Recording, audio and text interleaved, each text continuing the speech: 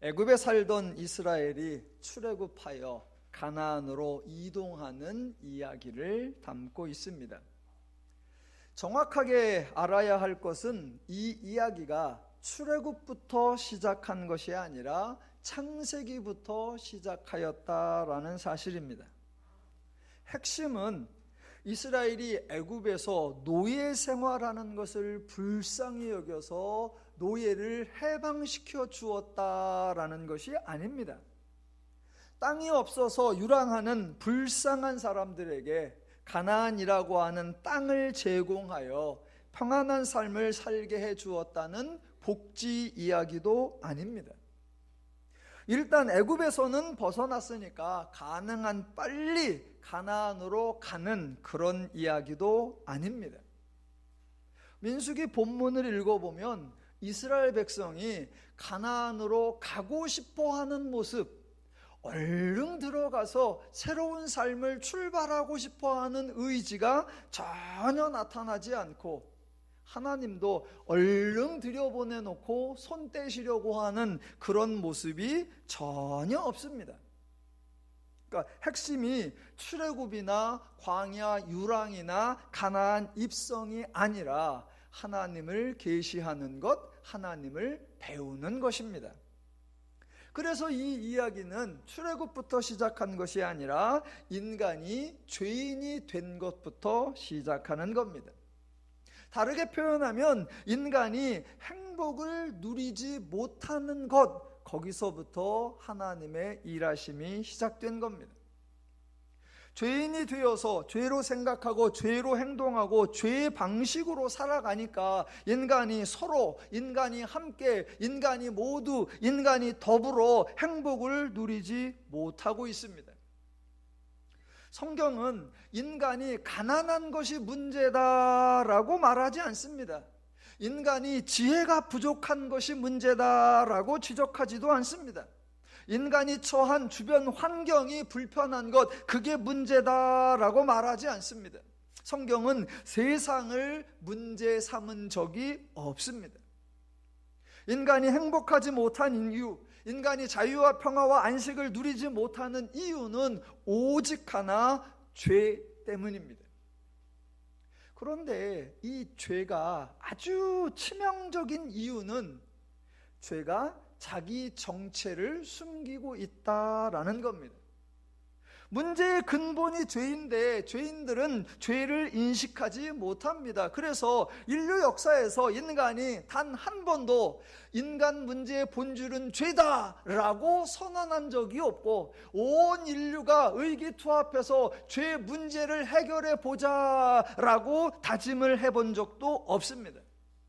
오직 성경만이 인간의 문제를 죄라고 선언하고, 죄를 이길 수 있는 내용, 즉 하나님, 하나님의 마음, 하나님의 성품, 하나님의 능력, 하나님의 속성, 하나님의 기준, 하나님의 가치들을 인간에게 가르쳐 주면서 이 하나님으로 죄를 이겨서 너희가 행복하게 살아라 라고 권면합니다. 성경에 여러 가지 사건들이 등장하는데 성경에 등장하는 모든 사건들은 샘플입니다. 인간의 행복과 관련하여 죄가 어떻게 그 행복을 방해하며 하나님이 어떻게 그 행복을 도와주시는가, 그것을 설명하기 위한 샘플들, 장치들, 도구들입니다. 출애굽기 시대에 애굽에서 살던 이스라엘의 입장에서는 힘든 노동, 그것이 가장 직면한 어려움이었고, 민수기에서는 광야라고 하는 지역을 이동하는 것, 그것이 가장 큰 문제였다면 저와 여러분에게는 오늘 온 나라가 또는 온 세계가 질병에 직면한 상황입니다. 그러니까 시대에 따라 사건이 다르고 상황이 다르고 여러 가지 환경적 요소가 다르지만 내용상으로는 언제나 똑같습니다. 그래서 하나님은 성경에서 출애굽부터 가나안이라고 하는 샘플적 사건을 통해서 인간의 문제가 죄라는 것을 다양하게 확인시키고, 그것을 극복할 수 있는 길은 하나님 아는 것이라는 것을 저와 여러분에게 설명해 주고, 부디 하나님으로 인해 너희가 행복하기를 원한다. 그것을 반복해서 강조하는 겁니다.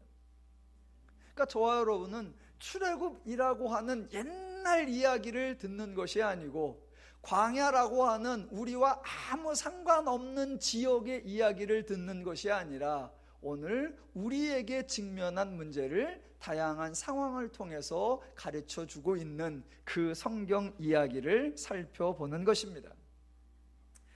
왜 죄가 문제라고 하는지 조금만 더 설명을 해보겠습니다.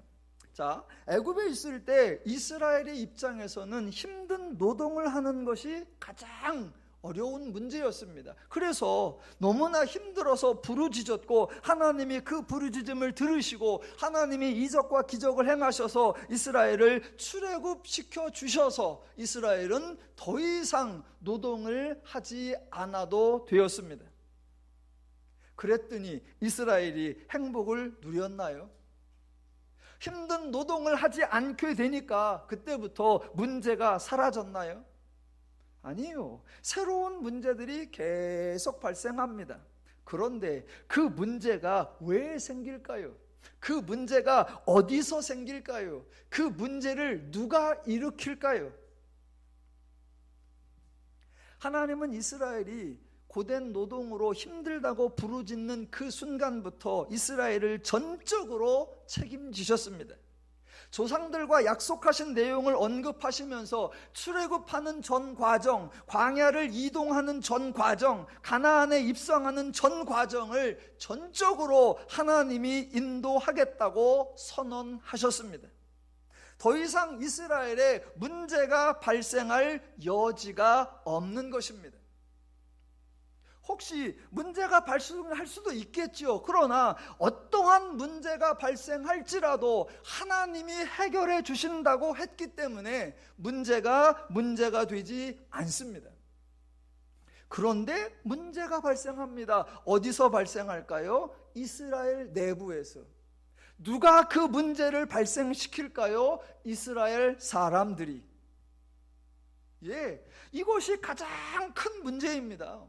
하나님이 일을 안 하시는 것이 문제가 아니고 하나님이 인간에게 어렵고 힘든 일을 사명으로 떠맡기는 것이 문제가 아니고 하나님이 인간의 자유를 제한하고 통제하는 것이 문제가 아닙니다. 하나님은 인간을 힘들게 하신 적이 없습니다. 인간의 문제는 언제나 죄입니다. 죄인이 죄를 죄로 생각하고 죄로 반응해서 언제나 죄인 스스로 문제를 만들어낸다라는 겁니다. 자, 출애굽한 이스라엘이 홍해 앞으로 갔습니다. 앞은 바다이고 뒤에서는 바로의 군대가 쫓아오는 위험한 상황이 되었습니다. 그때 과연 바다가 문제입니까? 그때 과연 뒤에서 쫓아오는 바로의 군대가 문제입니까?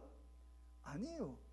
그러면 그때 하나님의 무관심과 하나님의 무능력이 문제입니까? 아니에요.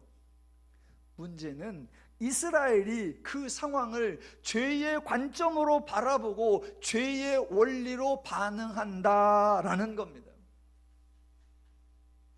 하나님이 자기들에게 해준 약속을 기억하고 하나님이 자기들을 책임지고 인도한다는 것을 알고 있었다면 바다 앞에서 우리 모두가 가만히 있어 하나님의 구원하심을 보자라고 말하면 전혀 문제가 되지 않습니다. 그런데 그 순간에 죄인 속에서 죄가 작동을 해서 앞엔 바다고 뒤에는 군대야. 이제 우리는 죽었어. 하나님이 우리를 매장지가 없어서 이리로 끌고 나왔었나 봐 라고 불평과 불명과 원망과 투정을 만들어내게 합니다. 그래서 직면한 상황보다 죄가 훨씬 더 큰 두려움과 불안을 이스라엘 인간 스스로에게 조장해내고 서로 원망과 시기를 쏟아내고 그래서 모두가 상호간에 평화가 없고 안식이 없고 상호간에 갈등과 분열과 다툼이 만들어집니다. 문제를 누가 만들어요? 죄가 만드는 거예요. 마라에서 쓴물을 만났을 때도, 르비딤에서 먹을 것이 없었을 때에도 문제를 악화시키는 것, 상황을 더 불안하게 만드는 것은 오직 이스라엘 자신, 정확하게는 이스라엘의 죄된 마음, 죄된 원리, 죄된 행동이었습니다. 시내산에서도 마찬가지예요. 하나님이 시내산에 임재하셨지요. 그것을 알게 하시려고 시내산에 구름이 머무르게 하시고 우레와 번개가 있게 하시고 모세를 불러서 하나님과 모세가 대화하는 것을 밑에서 사람들도 듣게 하고 아무런 문제가 없습니다. 그런데 문제가 발생합니다. 누가 만들어내느냐? 이스라엘 스스로, 죄인들 스스로 문제를 만들어냅니다. 여러분, 하나님이 모세를 산으로 올라오게 해서 산에서 모세와 하나님이 대화하고 있다. 얼마나 다행입니까? 아, 하나님이 우리 지도자에게 계속적으로 안내를 하고 계시는구나. 하나님이 우리 지도자를 버리지 아니하시고 격려하시고 후원하고 계시는구나. 다행이지요. 그런데 죄된 마음이 전혀 다른 반응을 만들어냅니다. 우리와 함께 있던 지도자가 없어졌다. 산으로 올라갔는데 며칠이라도 내려오질 않는다. 그가 죽었는지 살았는지 우리가 모르겠다. 신이 우리와 함께 하는지 우리는 도무지 알 수 없다. 그 순간 상호간에 의심과 불신과 불안과 두려움과 염려가 가득 차고, 그러니까 안 되겠다, 우리를 인도할 신을 만들어야 되겠다라고 하는 어리석은 우상 금송아지를 만들게 되죠. 만난 상황이 문제가 아니라 그 상황을 죄로 바라보고 그 상황에 죄된 반응을 행하는 것, 그게 인간의 문제를 만들어내고 악화시키는 요소입니다. 앞으로 민수기에서도 계속 확인을 해보지만 민수기에 여러 차례 이스라엘 백성들에게 문제가 발생하고 백성들이 그로 인하여 때로는 수십 명, 때로는 수백 명이 죽어나가는 사건이 발생합니다. 그런데 이제 확인을 해보겠지만 이스라엘 내부에서 발생하는 문제, 하나님 때문이 아니고요, 외부 세력 때문이 아니라 모두 이스라엘 스스로, 이스라엘 백성들 간에 만들어내는 문제입니다. 너만 제사장이냐, 나도 제사장이다, 왜 너만 잘난 척하느냐. 서로가 오해를 해내고 서로가 서로에게 시기와 서로가 서로에게 경쟁과 서로가 서로에게 질투와, 그래서 서로가 서로에게 분열과 다툼을 만들어내고, 그래서 서로가 화평할 수 없게 만들어내는 거 누가 만들어냈다고요? 이스라엘 스스로. 그 원인이 바로 죄입니다.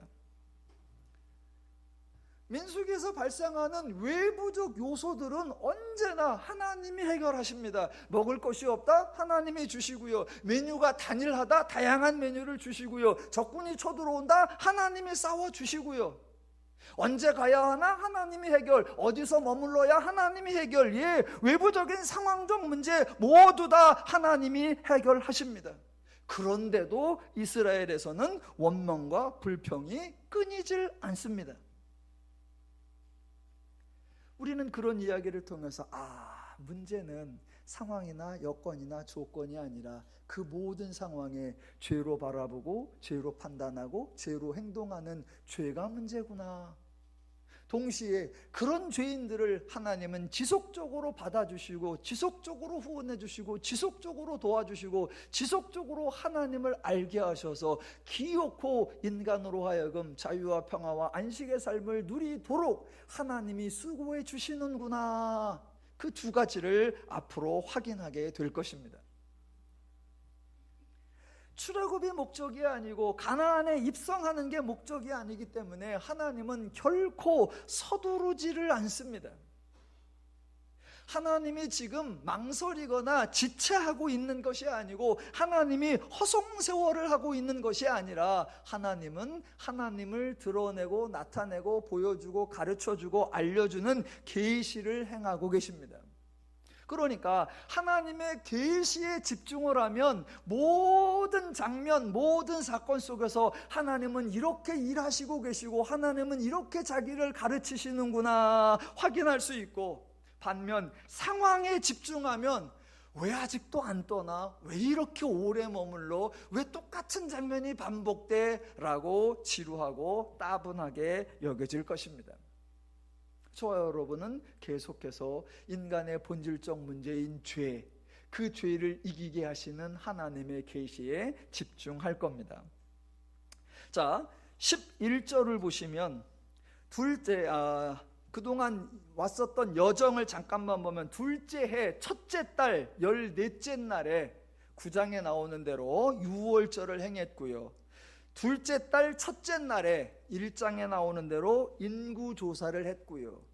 둘째 달 14일에 지난달에 유월절을 행하지 못했던 사람들이 추가적으로 유월절을 행했고요. 그리고 이제 민수기 10장 11절 둘째 해 둘째 달 20날 그날에 드디어 이스라엘이 시내산을 출발하기 직전입니다. 그 직전에 하나님께서 이스라엘에게 한 가지 조치를 더 추가해서 알려주십니다. 그게 이제 2절부터입니다. 읽어볼게요.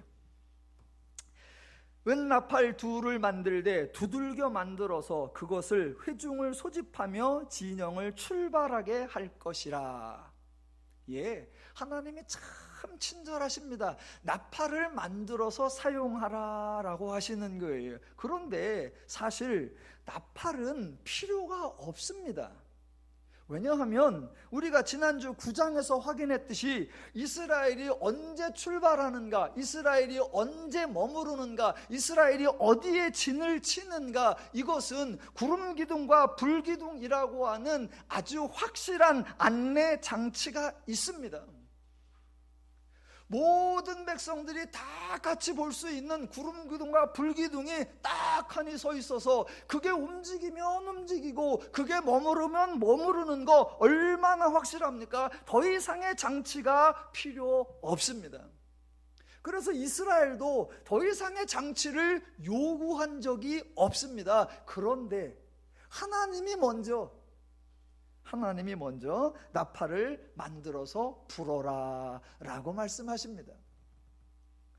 몇 구절만 볼게요. 3절.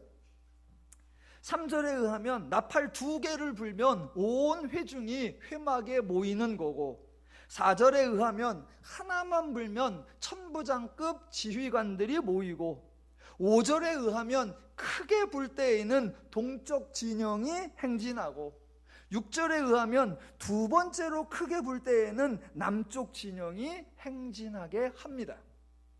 그리고 중요한 거 9절과 10절이 나옵니다. 9절.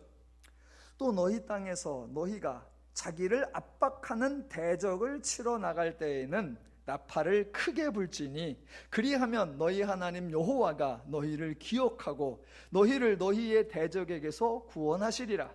또 너희의 희락의 날과 너희가 정한 절기와 초하루에는 번제물을 드리고 화목제물을 드리며 나팔을 불라. 그로 말미암아 너희의 하나님이 너희를 기억하시리라.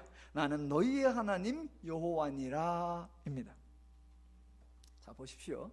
나팔을 만들어서 부르라고 하는데 용도가 두 가지입니다. 하나는 백성을 통솔하는 거예요. 모여라, 온 회중이 모여라, 지휘관만 모여라, 동쪽이 인행하라, 남쪽이 인용하라. 예, 백성을 통솔하는 용이 하나이고, 또 하나는 하나님을 호출하는 용도입니다. 하나님을 호출하는 용도. 예, 다 감동받으셔서 아멘을 차마 못하셨죠? 예. 이스라엘의 필요에 맞게 하나님이 잘 적절한 조치를 해주시는 겁니다.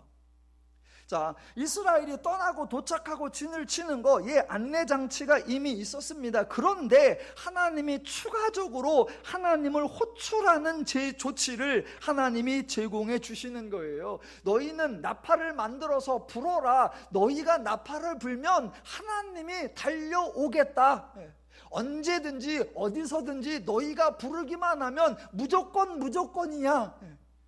예, 그게 하나님이 달려가겠다예요. 예, 여러분, 그러면 궁금하시잖아요. 하나님이 왜 이런 조치를 이스라엘이 요구하지도 않았는데 하나님의 선제적으로 이런 장치를 하게 하실까? 만약 이스라엘이 하나님을 신뢰하면 이런 것은 아무 필요 없습니다. 우리 하나님이 어련히 알아서 잘하실까? 우리 조상들과 약속하신 것 지금까지 잘 지키셨고 출애굽하는 과정에서 잘 보았는데 우리 하나님은 가나안까지 잘 인도해 가실 거야. 그럼 우리 하나님 잘하시지. 그러면 문제가 발생하지 않습니다. 그런데 이스라엘이 하나님을 잘 모릅니다. 하나님을 신뢰하지 못하고 있습니다. 그런 죄인들이 자기들이 처한 상황에서 자기들이 상황과 환경을 어떻게 컨트롤할 수 없다는 거, 그게 얼마나 불안하겠습니까?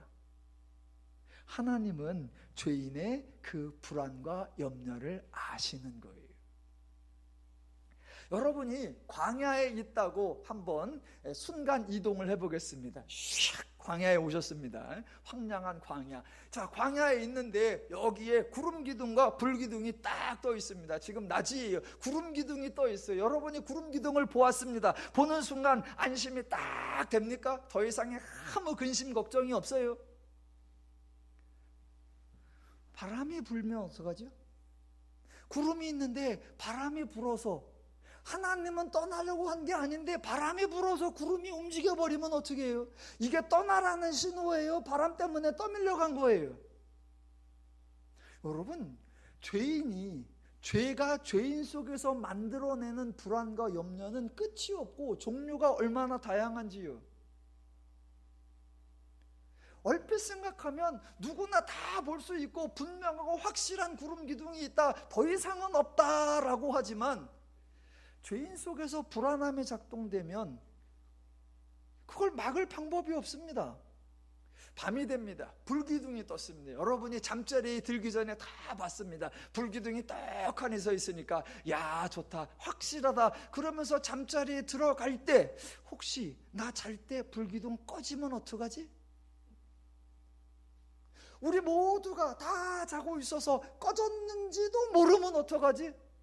눈 떠보니까 불기둥은 꺼져서 없어졌고 아직 구름기둥은 안 나타났고, 그러면 우리는 어디로 가야 하지? 어떻게 돼야 하지? 죄가 죄인 속에서 만들어내는 두려움과 불안과 염려는 끝이 없습니다. 애굽에서 나오는데 어느 날 불쑥 구름기둥이 생겼습니다. 저녁이 되니까 어느 날 불쑥 불기둥이 생겼습니다. 그런데 구름기둥이 유효기간이 얼마죠? 불기둥이 언제까지 있을 거죠? 불쑥 나타날 때는 너무나 다행이었는데 불쑥 사라져버리면 어떻게 하죠? 하나님의 성막을 지어서 함께 하신다, 예, 천만다행이에요. 하나님이 우리와 동행하신다, 예, 천만다행이에요. 그런데 만약 하나님이 돌변하셔서 하나님이 삐지셔서 하나님이 떠나가시면 어떻게 하죠? 평상시 교회에서 하는 말, 우리 하나님은 거룩한 하나님이십니다. 그래서 인간이 죄를 지면 거룩하신 하나님이 죄인과 함께 할 수가 없어서 하나님이 떠나십니다. 그런 말 자주 하잖아요. 말 그대로 이스라엘의 죄를 범합니다. 하나님이 떠나버리시면, 그 하나님 믿고 광야에 왔는데 밑도 끝도 없이 하나님이 사라져버리면 그때부터는 어떻게 하죠? 그런 고민 안 해보셨나요? 예. 여러분, 인간은 어떤 상황에서 수동적이 된다는 거, 직면한 상황을 자기가 어찌해 볼 수 있는 수단이 전혀 없다는 거, 이거 무지하게 불안한 겁니다. 하나님을 알면 전혀 문제가 되지 않습니다. 하나님이 아련히 알아서 잘할까 고민하지 말자. 아주 편안하게 하고 처분대로만 하자. 구름이 뜨면 가고 머무르면 있고, 하나님은 연한이 없어. 하나님은 영원하시니까 구름기둥 불기둥이 전혀 사라지지 않을 거야. 그러면 아무 걱정이 없죠. 그런데 괜히 따라 나온 거 아닌가? 이분을 믿고 과연 가도 되나? 구름기둥, 아니 우리가 저렇게 하찮은 걸 믿어도 되나? 지금 저게 제대로 가는 게 맞아? 예. 이 상황에서 하나님이 나타나야만 나타나고 하나님이 안 나타나면 아무 대책이 없고, 과연 우리가 이렇게 하는 게 옳을까?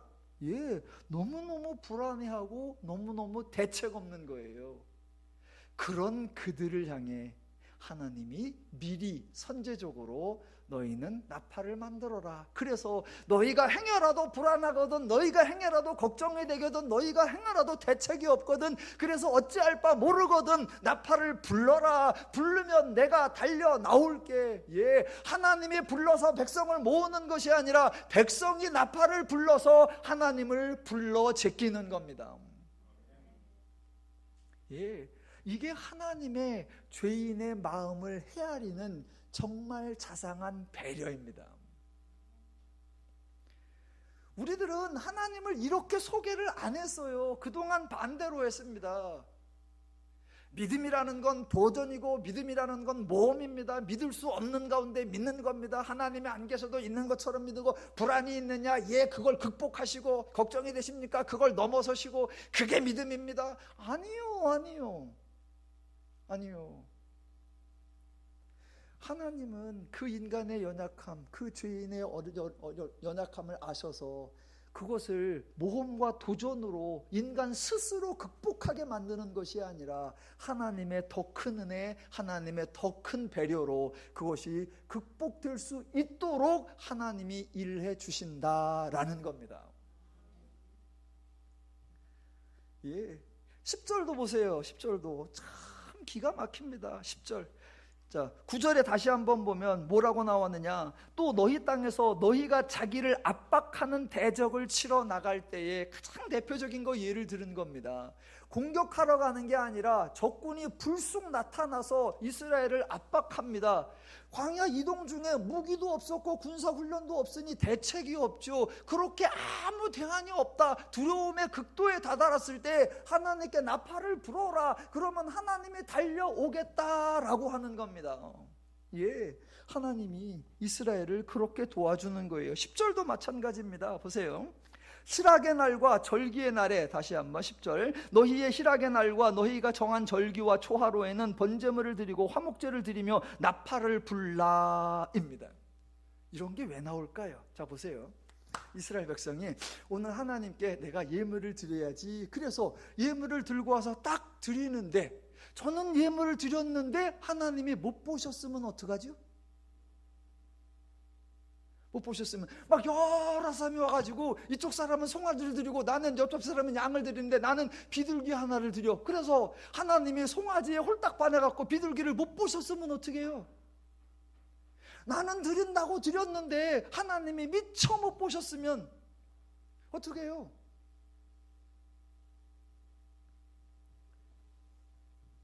우리는 종종 하나님께 드릴 때에는 그저 감사함으로 생색내지 말고 기쁨으로 드려라. 예, 감사함으로 드릴 때는 이미 문제가 되지 않습니다. 그런데 감사함이 아니라 간절함으로 드릴 때, 뭔가 간구함으로 드릴 때, 뭔가 부탁하기 위해서 드릴 때에는 하나님이 보셔야죠. 하나님이 들으셔야죠. 하나님이 아셔야죠.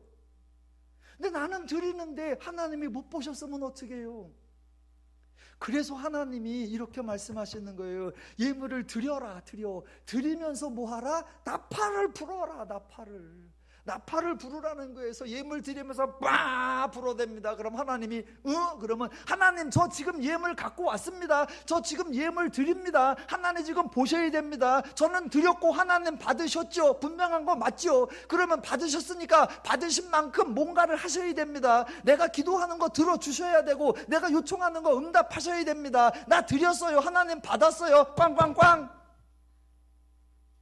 예, 이게 하나님의 배려입니다. 이게 인간의 두려움과 인간의 연약함과 인간의 아쉬움과 인간의 그 믿음 없음을 도우시려고 하는 하나님의 엄청난 배려예요. 배려. 너희가 나를 부르면 내가 쫓아와서 너희를 위해 싸워주고, 너희가 드리는 예물을 내가 절대로 잊지 아니하고 내가 받아서 너희를 위하여 기꺼이 일하고 너희를 위하여 수고하리라.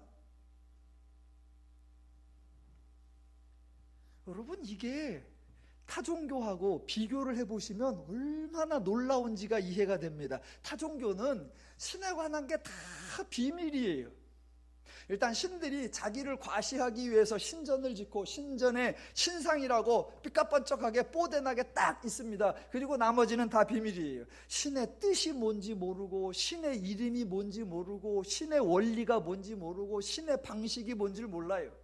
그건 누구만 아느냐? 소수의 제사장이나 또는 뭐라고 불러요? 신과 관련된 업무에 종사하는 그 사람들만 몰래 알아요. 그러니까 그게 권세가 되는 거예요. 신을 아무나 만날 수 있는 게 아니야. 그 이름을 알고 있는 자, 그 방식을 알고 있는 나를 통하지 않으면 절대 못 만나. 그러니까 그게 권세가 돼서 그걸로 백성을 휘두르죠.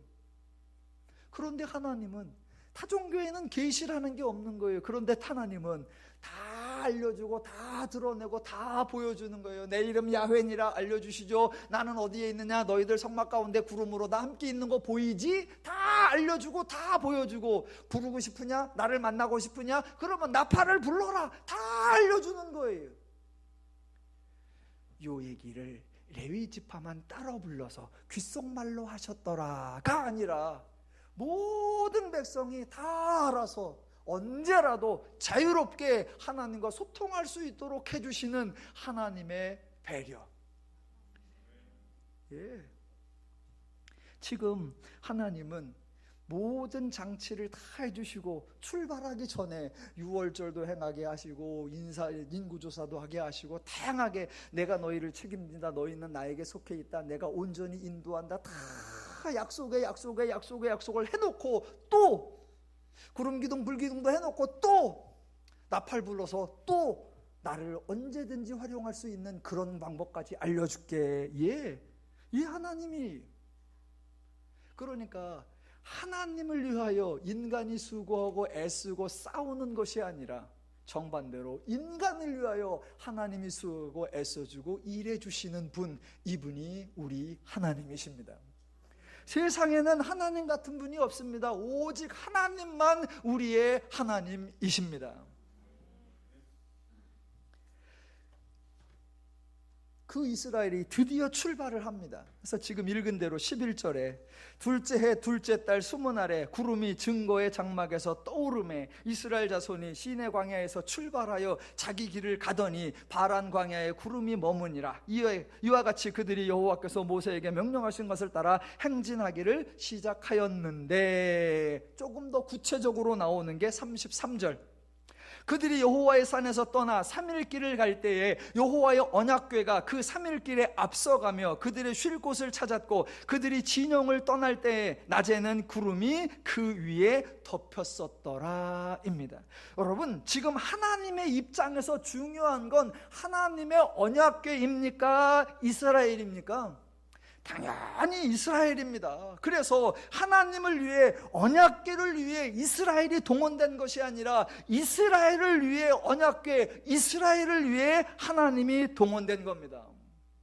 그래서 언약궤가 나아가야 하니까 이스라엘, 너희가 선발대로 가서 언약궤가 가장 안전한 곳에 머물 수 있도록 땅을 다져놓고 4주 경계를 서서 대비하라, 의전을 차려라 라고 나오는 것이 아니라 정반대로 하나님이 3일 길을 먼저 가서 하나님이 백성들 쉴 곳을 찾아놓고 하나님이 백성님들 안전하시도록 하나님이 모든 조치를 취해 주시겠다라는 것, 이게 하나님의 모습입니다. 하나님을 위해 인간이 동원되는 것이 아니라 인간을 위해 하나님이 수고하십니다. 이것이 바로 성경이 말하는 목자 되신 하나님이라는 겁니다. 제발, 저희 교회는 그런 분이 별로 없지만 하나님의 영광을 위해 사지 마십시오. 하나님의 영광을 위해 나의 모든 것을 버리고 죽으나 사나 오직 하나님 나라를 위하여, 아니요, 그렇게 살지 마시고 하나님으로 인해 행복하다, 하나님으로 인해 자유롭다, 하나님으로 인하여 복되다, 하나님으로 인하여 평안하다, 아멘 나올 때까지 하는 거 아시죠? 하나님으로 인하여 좋다, 그렇게 사시는 겁니다. 지금 이스라엘이 광야를 출발하려고 하는 그때 하나님이 여러 가지의 안전장치, 보장장치, 호출장치에 다 그러시면서 본문에는 없지만 한마디 하시는 거예요. 이 정도면 출발할 수 있겠니? 이 정도면 따라갈 만하지? 라고요. 그때 이제 10장에서 거대한 반전이 일어납니다. 이렇게 하나님이 하셨는데 반전이 어떻게 일어나나? 그게 이제 중간에 나오는 오늘 함께 읽었던 29절부터 32절 그리고 35절부터 36절입니다.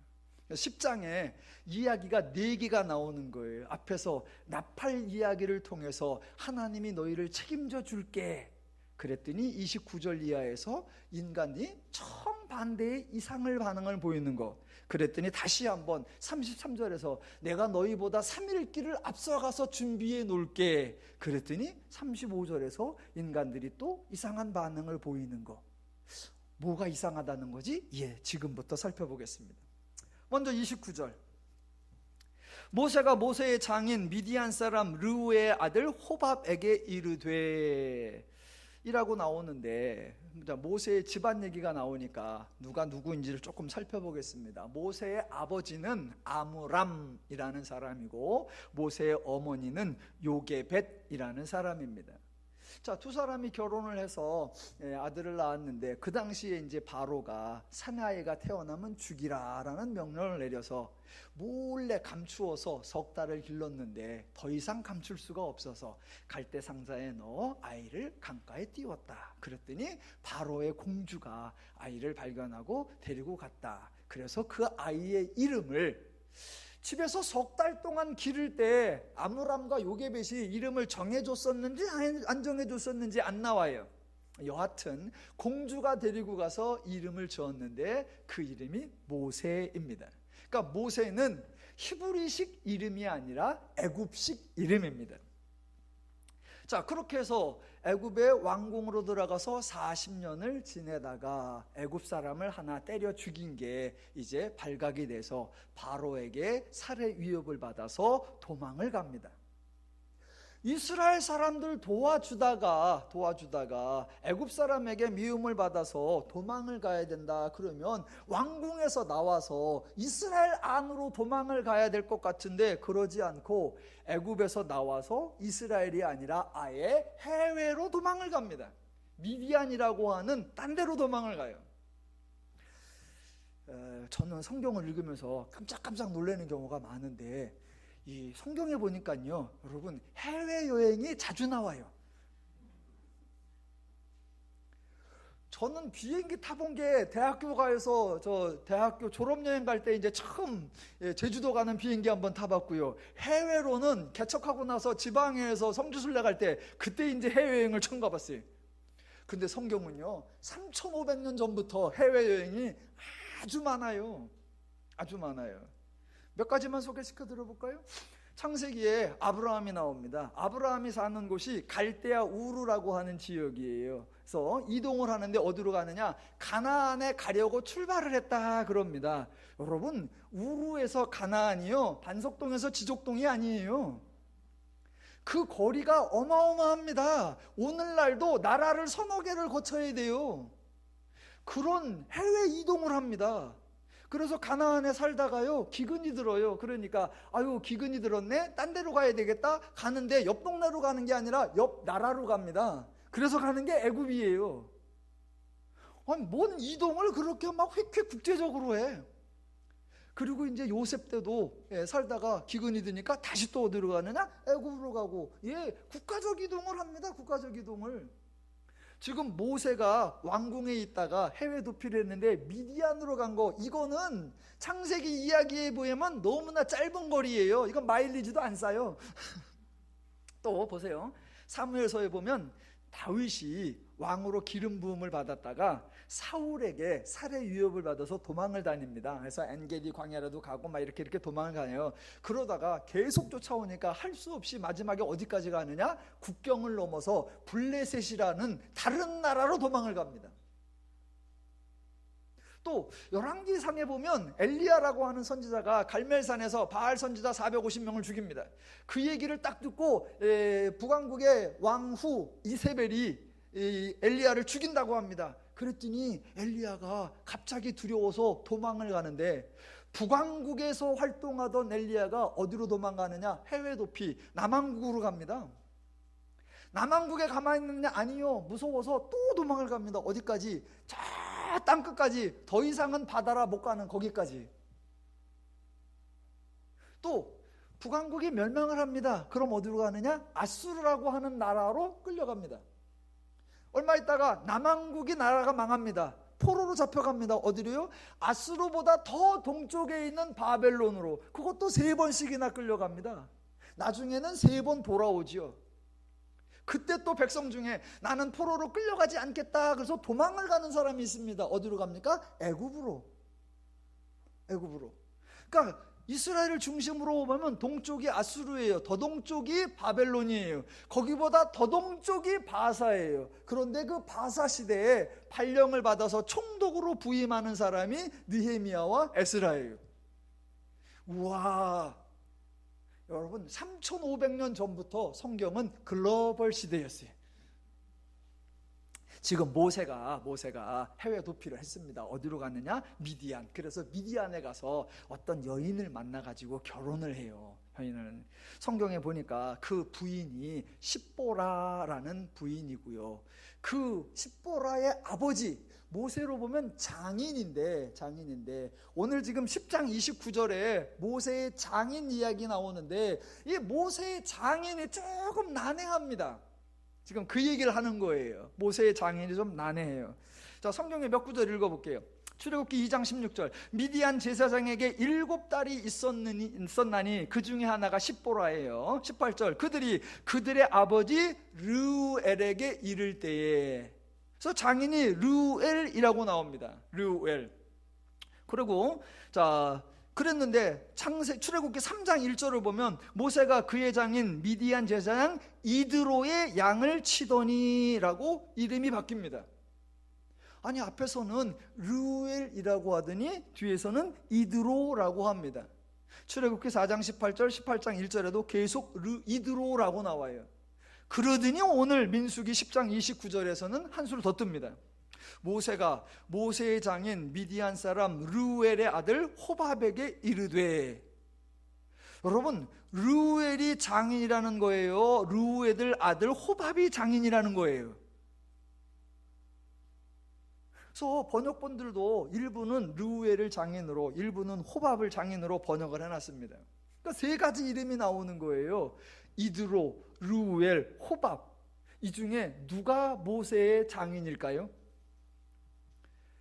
저희가 남의 장인을 지정해 줄 수는 없고요.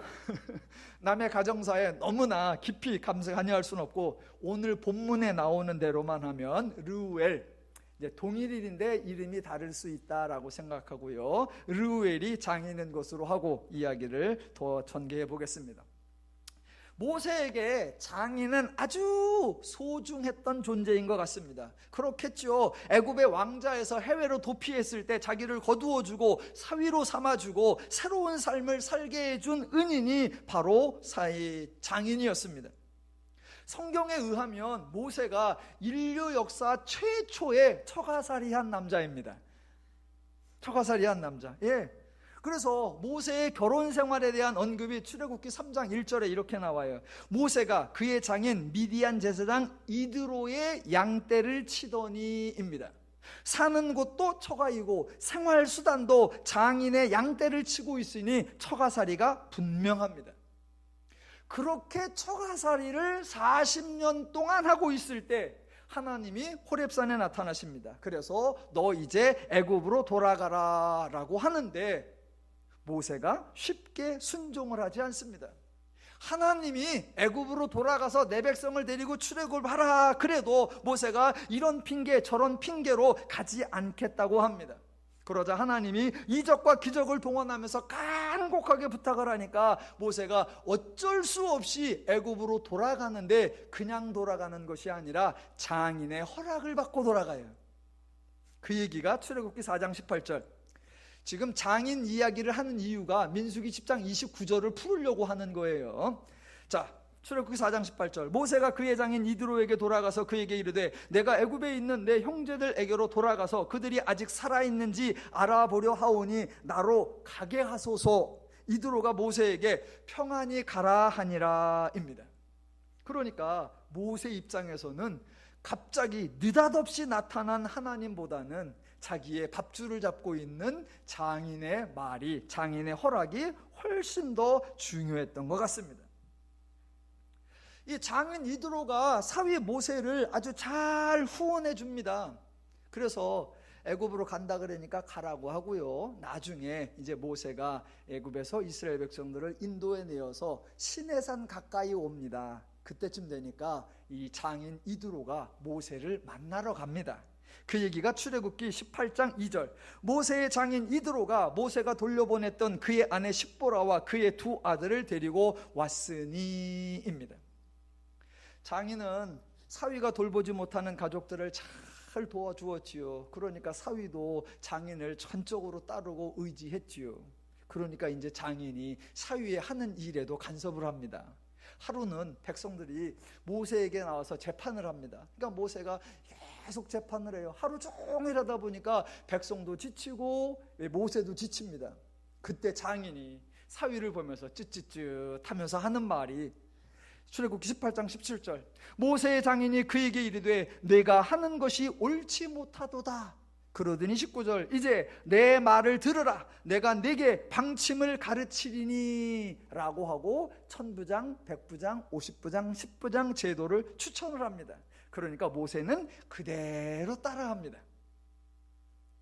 여러분, 출애굽기를 이렇게 읽어보면요, 모세가 하나님께 불순종한 이야기 여러 번 나옵니다. 하나님께 이런저런 핑계를 대는 이야기 여러 번 나옵니다. 그런데 모세가 장인님께 불순종하는 얘기 한 번도 안 나옵니다. 여러분, 부모의 말을 잘 듣는 남자를 마마보이라고 합니다. 장인님 말씀을 잘 듣는 사위를 뭐라고 그러죠? 장마보인가? 예.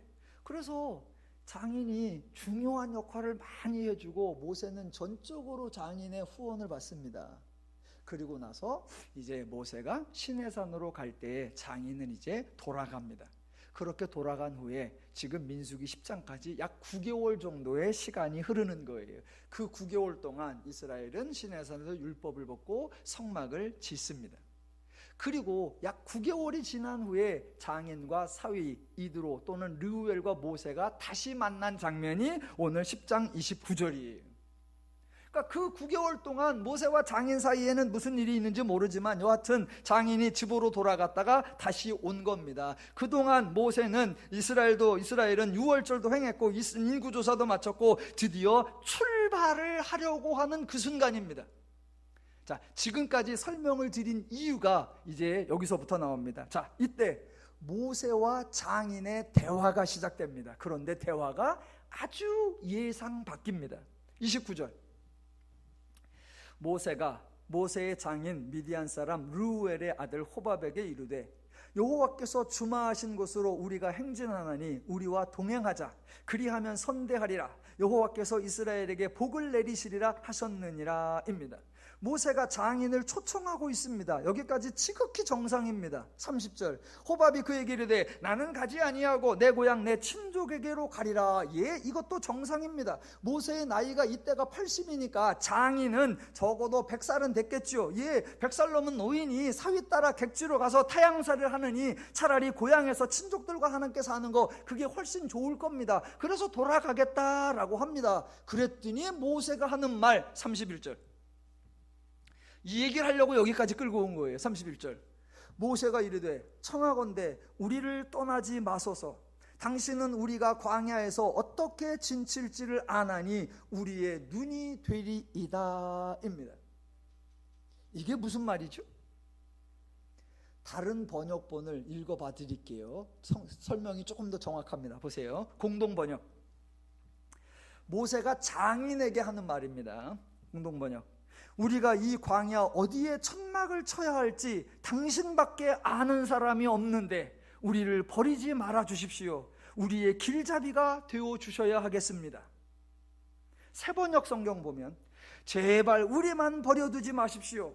우리가 광야 어디에 진을 쳐야 할지 장인 아는 만큼 아는 사람이 없습니다. 그러니 장인께서는 우리의 길 안내자가 되어 주셔야 합니다. 현대인의 성경은 호밥을 처남으로 봤어요. 자, 그래서 해석이 좀 다릅니다. 보세요. 그러지 말고 함께 가세. 처남은 이 광야길을 잘 알고 있으니 우리의 좋은 안내자가 될 걸세. 정말 예상 바뀌죠? 여러분은 모세의 이런 태도를 어떻게 생각하십니까? 제가 설교를 준비하면서 주석들을 참조해 보니까 과연 제가 설교하라는 내용과는 아주 달랐습니다. 예, 주석들은 어떻게든 모세를 미화하려고 노력하고 있습니다. 이렇게 말을 했지만 이 말이 모세가 하나님을 의지하지 않는다는 게 아니다. 모세가 장인에게 가이드를 부탁하는 게 아니다. 모세가 하나님의 인도, 구름 기둥의 인도를 신뢰하지 못하는 게 아니다라고, 어떻게든 모세가 어떤 실수가 될 만한, 흠잡힐 만한 것이 아니다라고 변명을 해주려고 애를 쓰고 있었습니다. 저는 다릅니다. 저는 모세를 변호해 주거나 모세의 편을 들어주거나 모세를 미워할 의사가 전혀 없습니다. 여러분, 모세는 원래부터 의인이었습니까? 아니요. 모세는 처음부터 하나님 말씀에 절대 순종했습니까? 아니요. 모세는 흠과 티가 없는 사람이었습니까? 아니요. 모세는 지극히 평범한 사람입니다. 출애굽기와 민수기는 모세를 영웅으로 다루지 않습니다. 모세를 믿음의 모범적인 인물로 소개하지 않습니다. 지금 성경은 모세를 의로운 사람이라고 강조하려는 것이 아니라 죄인을 품어주시는, 이스라엘을 돌보아주시는 하나님, 그 하나님을 강조하려고 하는 겁니다. 보세요. 하나님은 이미 이스라엘의 눈이 되셨고, 이스라엘의 발이 되셨고, 이스라엘의 선발대가 되셨고, 이스라엘의 군사가 되셨고, 이스라엘의 목자가 되셨습니다. 이스라엘에 필요한 모든 조치를 다 주셨습니다. 그런데 모세는 그 하나님은 아랑곳하지 않고 장인에게, 이드로에게, 루엘에게 또는 호밥에게 우리의 눈이 되어달라, 당신이 우리를 가장 잘 알고 우리가 어떻게 어디에 진을 쳐야 되는지 당신만큼 아는 자가 없다, 제발 떠나지 말아달라라고 합니다. 이렇게 말하고 있는 모세를 들으시는 하나님의 심정이 어떠실까요?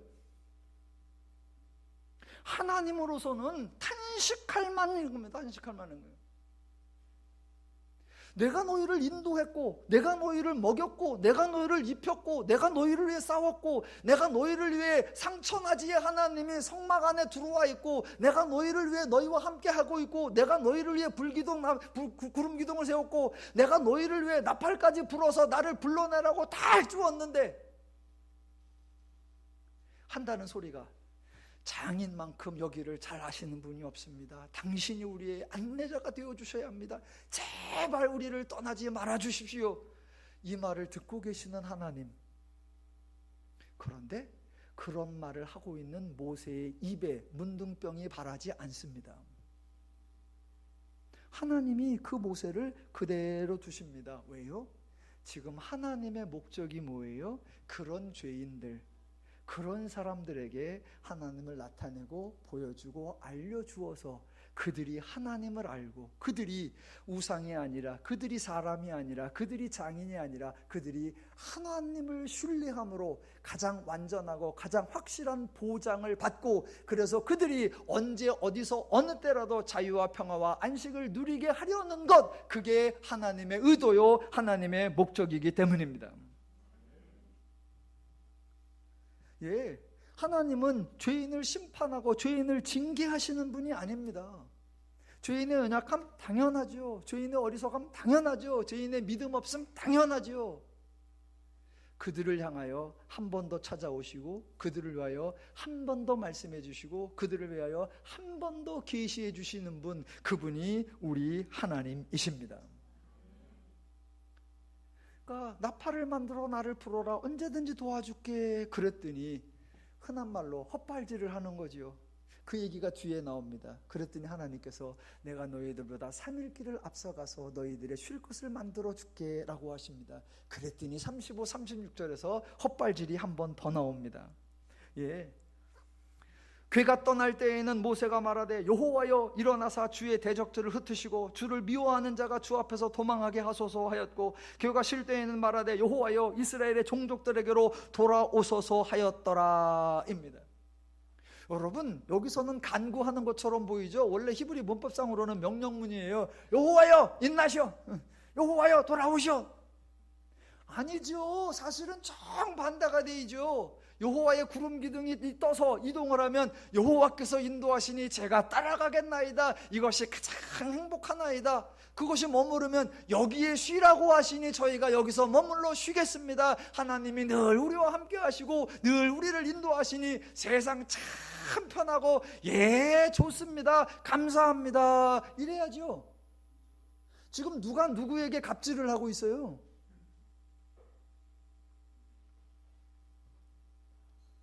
지금 민수기 10장에서 이야기가 네 가지 이야기를 교차해서 보여주는 거예요. 하나님의 배려하심, 인간의 어리석음, 하나님의 보장하심, 인간의 어리석음. 그래서 이런 인간의 연약함과 인간의 이런 어리석음, 그런데 그게 누구예요? 백성 중에 어떤 평범한 한 사람이 아니라 이스라엘을 책임지고 이스라엘을 대표한다는 모세가 보여주는 이런 연약함, 그때 하나님은 일관되게 그들을 돕고 그들과 동행하시는 하나님의 사랑, 은혜, 배려를 설명해 주는 겁니다. 여러분, 모세가 매사에 티가 없고 모세가 매사에 순종하다가 딱 한 번 불순종한 게 아니에요. 종종 사람들은 그렇게 하죠. 모세가 얼마나 충성했고 얼마나 순종했는데 다른 것도 아니라 딱 한 번, 그것도 엄청난 게 아니라 이제 나중에 나옵니다만 물이 없다 그러니까 반석을 명하여 물을 내라 그랬더니 모세가 명하지 않고 탁탁 2번 쳤다. 아니 그렇게 순종을 잘하다가 99번을 순종하다가 딱 한 번 9번 쳤다고 그래 그거를 꼬투리 삼아갖고 그래 가나안을 안 집어넣어줘? 하나님이 그렇게 치사해도 돼? 하나님이 그렇게 잔인해도 돼? 이렇게 물으시는 건 성경에 대한 엄청난 오해입니다. 정반대로 가야죠. 정반대로 가야죠. 예, 모세는 지극히 평범한 죄인 중에 한 사람입니다. 그래서 처음부터 하나님이 가라 그러도 안 그랬고 여러 가지로 계속 백성들이 불평을 하면 그것 때문에 힘들어하면서 자기도 하나님 앞에 편승해서 불평했었고 그런 사람이에요. 모세는 99번을 불순종했고 가끔 순종했죠. 어떻게? 하나님이 기적적으로 역사하면. 그런 인물이었기 때문에, 모세부터 그런 인물, 나머지 백성 다 그런 인물이었기 때문에 만약 그들이 행한 대로 하나님이 다루셨다라고 하면 단 한 명도 가나안에 들어갈 수 없었습니다. 그런데 하나님은 죄인들의 연약함과 어리석음을 아시사 그들을 책망치 아니하시고 그들의 행위대로 갚지 아니하시고 그들이 죄를 범할수록 은혜를 더하시고 그들이 불순종할수록 하나님의 능력을 더하셔서 그들이 가나안에 들어갈 수 있도록 하나님의 약속을 지키셨고 인간을 도우셨다는 것, 그게 성경의 강조입니다. 예, 출애굽기, 민수기에서 모세는 계속해서 이런 실수 저런 잘못을 하고 백성들도 계속해서 이런 원망 저런 불순종을 합니다. 그럼에도 불구하고 하나님이 모세를 도와주시고 하나님이 이스라엘을 도와주십니다. 그래서 하나님이 행하시는 원리를 은혜라고 하는 겁니다. 언제나 우리 편이 되어주시는 하나님, 연약한 우리를 받아주시고 도와주시는 하나님, 그 하나님으로 인해 자유와 평화와 안식을 풍성히 누리며 사시기를 주님의 이름으로 축원합니다.